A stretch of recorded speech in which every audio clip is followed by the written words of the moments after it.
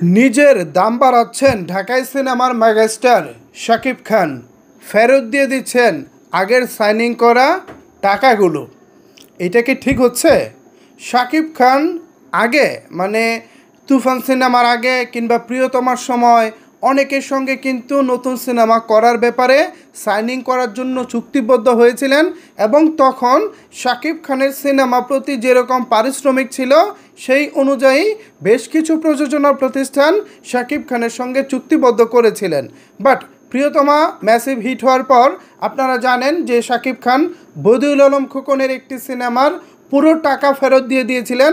পাশাপাশি তিনি ঘোষণা দিয়েছিলেন, বা ঘোষণা না, অ্যাকচুয়ালি অন্দরমহল থেকে ভেসে বেড়ানো খবর, শাকিব খান 1 কোটি টাকার নিচে তিনি কাজ করবেন না। সেই অনুযায়ী পরবর্তীতে অনন্য মামুন দরদের জন্য প্রায় 1,25,00,000 টাকা তাকে দিয়ে চুক্তিবদ্ধ করিয়েছেন, এরকম একটা আলোচনা মার্কেটে রয়েছে। পাশাপাশি পরবর্তী তুফান সিনেমার জন্যও শাকিব খান প্রায় 1 থেকে 1.5 কোটি টাকার রেকর্ড পারিশ্রমিক পেয়েছেন বলে চারিদিক থেকে শোনা যাচ্ছে। তো এই তুফান কিংবা প্রিয়তমা, রাজকুমার, এই পরপর 3টা সিনেমা হিট হওয়ার পর শাকিব খান এখন নতুন সিদ্ধান্ত নিয়েছেন। এখন তার পারিশ্রমিক হবে 2.5 কোটি টাকা। এখন যারা এই 2.5 কোটি টাকা তাকে দিতে পারবে তারাই তাকে দিয়ে নতুন সিনেমা করাতে পারবেন, যারা দিতে পারবেন না তারা করাতে পারবে না। প্রথম কথা হচ্ছে, অবশ্যই শাকিব খান 2.5 কোটি কেন, আরও বেশিও তিনি ডিজার্ভ করেন, আরও বেশি তিনি প্রত্যাশা করেন।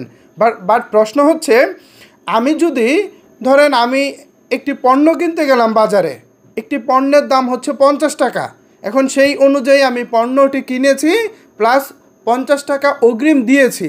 এখন সেই দোকানদার যদি আমাকে 6 মাস পরে বলে যে ওই পণ্যের দাম এখন 250 টাকা হয়ে গেছে, আমি আপনাকে দিব না, আপনার টাকাটা আপনি ফেরত নেন, তাহলে তো বিষয়টা কেমন হয়ে গেল না? শাকিব ভাইয়ের উচিত, আমার যেটা পার্সোনাল মতামত সেটা হলো, শাকিব ভাইয়ের উচিত ছিল বা উচিত যেগুলো কমিটমেন্ট করেছেন, সাইনিং করেছেন, সেগুলো করে দেওয়া। অ্যান্ড সেগুলো শেষ হয়ে গেলে তারপর তিনি 2.5 কোটি কেন 4 কোটিও চাইতে পারেন, এখানে আমাদের কোনো আপত্তি নাই, কিংবা কোনো প্রযোজকের আপত্তি নেই। বাট ওই যে যারা চাচ্ছিলেন তাদের মনে কষ্ট দিয়ে আমি মনে করি কাজটা খুব একটা ভালো হচ্ছে না। আমি যদি পণ্যটা 50 টাকায় কিনি, অগ্রিম টাকাটা যদি আপনাকে দিয়ে আসি, কিছুদিন পরে যদি আপনি বলেন যে না, আমি আপনাকে ওই 50 টাকায় পণ্য দিব না, পণ্যের দাম এখন বেড়েছে, আমাকে এই পণ্যটি আপনাকে দিতে হলে 250 টাকা দিতে হবে, তাহলে জিনিসটা কেমন হয়ে গেল না? আশা করি শাকিব ভাই বিষয়টা ভেবে দেখবেন। তবে অবশ্যই আপনি 2.5 কোটি কেন, আরও বেশি প্রাপ্য।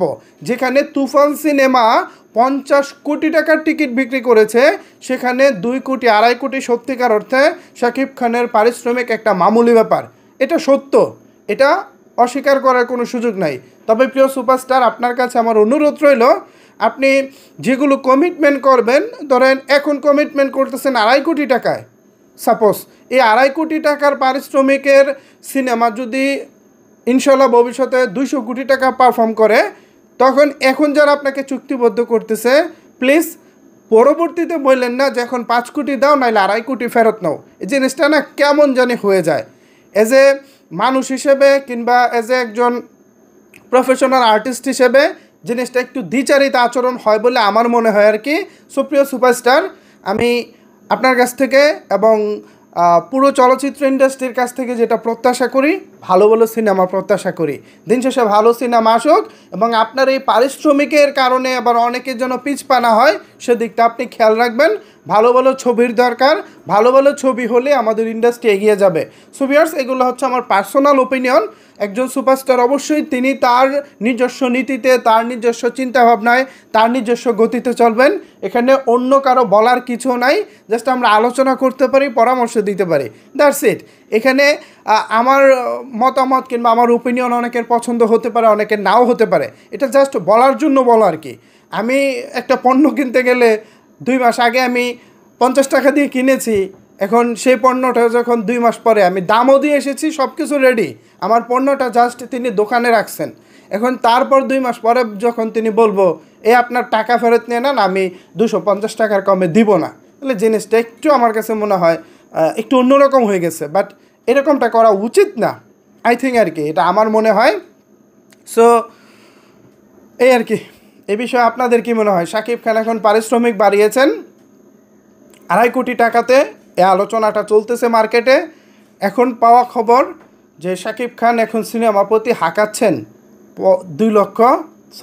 2 কোটি 50 লক্ষ টাকা, মানে 2.5 কোটি টাকা।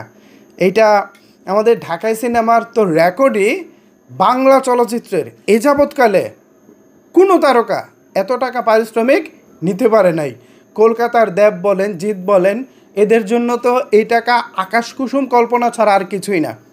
ব্রাভো ব্রাভো ব্রাভো, সাব্বাস শাকিব খান, সাব্বাস। আপনি এভাবে নিজের রেকর্ড নিজে ভাঙবেন, এটা আমাদের ভক্ত হিসেবে দেখতে ভালো লাগে। আর আপনার জন্য আমার আরেকটি পরামর্শ রইল, লম্বা সময়ের জন্য আপনি কোনো সিনেমায় চুক্তিবদ্ধ হবেন না। লম্বা সময় বলতে ধরেন আপনি আগামী 1 বছরের জন্য 4টি সিনেমার জন্য 4 জনকে মৌখিকভাবে অনুমতি দিয়েছেন। এখন এই 4 সিনেমা থেকে কোনো সিনেমা ধরেন 100 কোটি টাকা ব্যবসা করে ফেললো, তখন যেটা হবে ওই 4 সিনেমার জন্য আপনি যেভাবে কমিটমেন্ট করেছিলেন সেই কমিটমেন্টটা তখন হয়তো বা রক্ষা করা সম্ভব হবে না। এক্ষেত্রে প্রযোজকরা আপনাকে নিয়ে খারাপ চিন্তাভাবনা করতে পারে যে সাকিব এটা কী আচরণ করলো, তার কাছে তো এটা আমরা প্রত্যাশা করি নাই, আমরা তাকে এক ধরনের চুক্তিবদ্ধ করেছিলাম কিন্তু সে এখন আরেক ধরনের কথা বলতেছে, এটা তো আসলে উচিত না। তো এই ধরনের একটা দ্বিচারিতা আচরণ যেন আপনার পক্ষ থেকেও না আসে, প্রযোজকরাও যেন আপনার সম্পর্কে কোনো নেগেটিভ কথা বলতে না পারে। আপনি একজন পারফর্মার, আপনি চাইতেই পারেন, এখানে কোনো সমস্যা নাই। আপনি যেটা করতে পারেন, ধরেন আপনার পরবর্তী ছবি হচ্ছে তুফান 2, চুক্তিটা তুফান 2 পর্যন্তই প্রযোজকের সঙ্গে থাকুক। তুফান 2 যদি ম্যাসিভ আকারে হিট করে, এর পরবর্তী ছবির জন্য আপনার কাছে যে যাবে তাকে আপনি বলতে পারেন যে আমার পারিশ্রমিকটা এত, ভালো লাগলে কাজ করো, ভালো না লাগলে দরকার নাই, তাহলেও জিনিসটা ঠিক আছে। বাট ধরেন আমি আগামী 25 সাল পর্যন্ত একটা মিনিমাম একটা পারিশ্রমিক নিয়ে কাজ করতেছি, কিন্তু আমার 2টা বা 3টা ছবি অনেক ভালো চলার কারণে আমি কী করলাম, আবার অনেক বাড়িয়ে দিলাম। জিনিসটা আমার মনে হয় ফেয়ার হচ্ছে না। সো সাকিব ভাই অনেক অনেক জ্ঞানী একজন মানুষ, মাশাআল্লাহ অনেক বুদ্ধিসম্পন্ন মানুষ, ইন্ডাস্ট্রিতে কাজ করে যাচ্ছেন দীর্ঘ 25 বছর হয়। এটা জাস্ট আমার একজন আপনার ছোট্ট একজন শুভাকাঙ্ক্ষী হিসেবে আমার একটা মতামত আর কি। তবে জানি না, এটা তো মার্কেটের আলোচনা, এখন মার্কেটের আলোচনা নিয়ে এত কিছু বলার দরকার নাই। বাস্তব আসলে আপনি কত টাকা পারিশ্রমিক নিচ্ছেন এটা আপনি নিজে ভালো জানেন, পাশাপাশি আপনার প্রযোজকরা ভালো জানে। তো মার্কেটে যে আলোচনাটা চলতেছে চলবেই, একজন স্টার মেগাস্টারকে নিয়ে যদি এতটুকু আলোচনা না হয় তাহলে সে কিসের মেগাস্টার? আলোচনা তাকে নিয়েই হয় যার বাজার কাটতি আছে। যাই হোক ভিউয়ার্স, আলোচনা ছিল শাকিব খানের পারিশ্রমিক নিয়ে। ওভারঅল এই বিষয়টা জাস্ট একটা মতামত, এখানে কোনো কিছু একেবারে এক্সট্রিম লেভেলে কোনো কিছু বলার দরকার নাই। জাস্ট সুন্দরভাবে যদি আপনাদের কোনো কিছু বলার থাকে তাহলে নিচের কমেন্ট বক্সে জানাতে পারেন আর কি, এটা জাস্ট আমার মতামত। যাই হোক, ধন্যবাদ সবাইকে এতক্ষণ ধরে আমার সাথে থাকার জন্য।